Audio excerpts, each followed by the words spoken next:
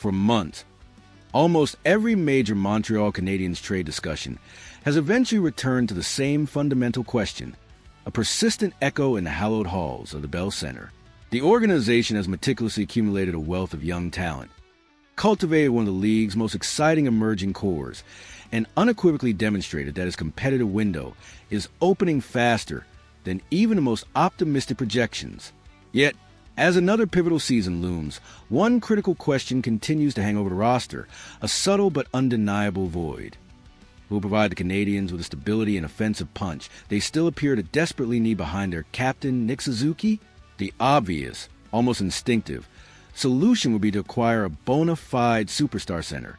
That, however, is also the least realistic, bordering on fantastical. Elite centers, the true game changers, almost never become available on the trade market. And when, by some rare alignment of the stars, they do, the acquisition cost is astronomical, a king's ransom that can reshape or even cripple an organization for years to come. Montreal, to its credit, possesses the assets, the draft capital, the prospects, the young NHL talent to enter those conversations. But general manager Kent Hughes has consistently shown little interest in making a move merely because external pressure dictates one. His approach is measured, strategic, and deeply rooted in long-term vision. This discerning philosophy makes the second tier of the center market especially important. A pool of players who may not dominate NHL headlines or fill highlight reels with dazzling individual plays, but who could become significantly more valuable when placed in the right role, surrounded by the right talent, and integrated into a system designed to maximize their strengths. One of those names, a quietly intriguing option that has emerged from the depths of the rumor mill, is Morgan Frost of the Calgary Flames. At 27 years old, Frost is coming off a career-best 2025-26 season, where he established a new personal high with 22 goals and finished with a respectable 43 points. This level of production squarely places him into conversation as a potential middle six solution for a Montreal team still actively searching for additional help down the middle, a team that understands the critical importance of depth and balance. The appeal of Frost begins with a dose of refreshing realism. Montreal fans, naturally, can dream about landing one of the NHL's truly elite centers, and Kent Hughes, as a diligent general manager, should certainly investigate those rare opportunities whenever they present themselves.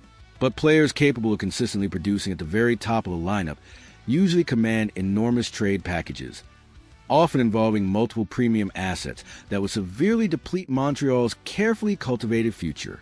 Frost represents a different type of bet, a more calculated and nuanced gamble. Instead of trading away several premium assets for a Finnish superstar, a player whose ceiling has likely already been reached, Montreal could look for a player whose production, age, and underlying skill set suggest that there may still be additional, untapped value to unlock. This approach aligns perfectly with much of what Hughes has successfully implemented since taking over the reins of the Canadiens. The organization has repeatedly demonstrated a keen eye for identifying players who possess undeniable talent and significant upside, but who, for various reasons, had not necessarily found the perfect circumstances or optimal environment with their previous clubs. The theory behind this strategy is elegantly simple. Identify raw ability before the market prices it at its absolute maximum, then place that player in a supportive, development-focused environment where they are given a legitimate opportunity to succeed and truly flourish. Frost would present a similar challenge, a similar opportunity. He is not the kind of acquisition that would, on his own, immediately transform Montreal into a Stanley Cup favorite. Nobody should confuse him with an elite, first-line center, a player who can single-handedly carry an offense. But that may not be what the Canadiens truly require at this precise moment in their competitive cycle. Nick Suzuki already owns a top job, firmly entrenched as the team's undisputed number one center, a leader who drives play and sets the tone. What Montreal genuinely needs is someone capable of making the next line, the second line, more functional, more creative, and significantly more dangerous. This becomes particularly crucial when considering the burgeoning talent of Ivan Demidov. Demidov's rookie season reinforced, beyond any doubt, the belief that he can and will become one of Montreal's primary offensive engines, a dynamic force capable of generating offense at an elite level.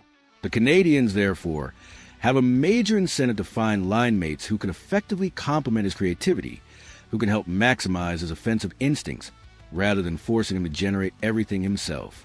A competent center who can consistently move the puck, contribute offensively, and provide crucial structural support to the line could be an extremely valuable asset, even without carrying the superstar credentials that would command an exorbitant price. That is precisely where Frost becomes so interesting. His 22-goal season clearly demonstrates that he possesses the ability to finish chances, to put the puck in the net. His overall offensive history suggests he possesses enough skill and hockey IQ to contribute meaningfully to an attack, rather than simply occupying the middle of the ice.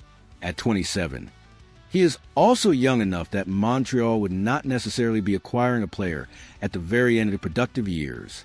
He still has prime years ahead of him, years that could align perfectly with the NS competitive window. There's another significant benefit to a potential Frost acquisition: versatility. He would not need to arrive in Montreal with the crushing expectation that he must immediately become a permanent 70 or 80-point second-line center for the next decade. The Canadiens have a robust pipeline of prospects developing, as well as internal options whose roles could evolve and change over time. A player capable of helping now, providing immediate stability and production, without completely blocking every future possibility for a younger, developing center, could be an ideal bridge. This matters immensely when considering the likes of Michael Hage and the organization's broader development timeline. Montreal does not necessarily need to acquire its second-line center for the next decade this summer. It may only need to acquire the right center for the next phase of its development. That subtle but critical distinction could save Kent Hughes from paying an enormous premium, preserving valuable assets for future strategic moves. The Canadiens' accelerated success has, ironically, created an unusual problem. Their rebuild has progressed at an astonishing pace, but some of the prospects drafted to eventually fill major positions are still in various stages of development. The NHL roster cannot simply halt its progression and wait indefinitely for every single prospect to become fully ready. A player like Frost could effectively connect those timelines, providing a crucial link between the present and the future. He could help Montreal compete immediately, contributing to a winning environment, while simultaneously preserving the organization's ability to eventually promote a younger, high-potential center into a major role when that player truly proves ready. The potential trade cost for Frost would therefore become absolutely critical, a key factor in determining the viability of such a move. Calgary, currently in a different stage of its roster cycle than Montreal, naturally creates the possibility of the two clubs finding common ground, a mutually beneficial transaction. The Flames would have to carefully determine whether Frost is considered a part of their longer-term plan, or whether his elevated value, after a career-best goal-scoring season, makes this an attractive time to listen to offers and potentially move him for future assets.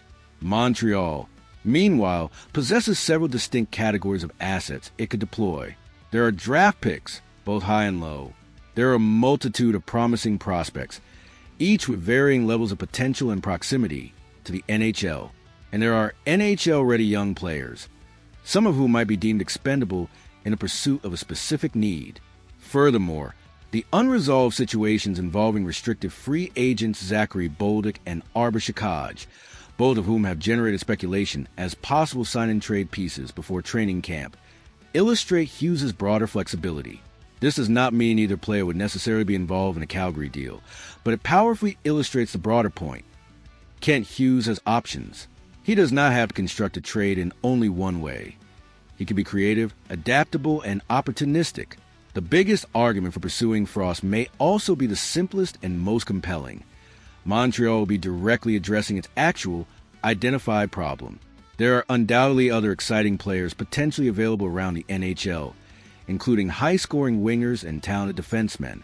Some may be more talented overall. Some may generate far more attention and buzz. But if the Canadiens genuinely believe their biggest immediate weakness remains the second-line center position, there is immense value in resisting the temptation to acquire the most glamorous name and instead acquiring the player who makes the lineup work demonstrably better, who provides the most impactful solution to a specific need. Imagine the cascading positive effect throughout the entire forward group. Nick Suzuki remains firmly in his established role, unburdened by the need to carry the entire offensive load. Jake Evans no longer needs to be viewed as the automatic solution higher in the lineup, allowing him to thrive in a more suitable role. Other centers can be deployed in matchups better suited to their individual strengths, creating more favorable situations across the board. Ivan Demidov gains another skilled, complementary player with whom to create, further unlocking his immense potential. The coaching staff receives significantly more flexibility in constructing lines and managing matchups. Suddenly, one acquisition influences 3 or 4 different lines, improving the overall functionality and dangerousness of the entire forward core without necessarily being the best player on any single one of them. That, in its purest form, is intelligent roster construction. There are, of course, valid reasons for caution for a measured approach. Frost has not, to this point, established himself as a high-end, consistent NHL center. A single career season, while encouraging, does not automatically guarantee another one. Montreal would have to meticulously evaluate whether his 22-goal performance represents a genuine, sustainable step forward in his development, or simply the high point of a player who may ultimately settle into a more modest level of production.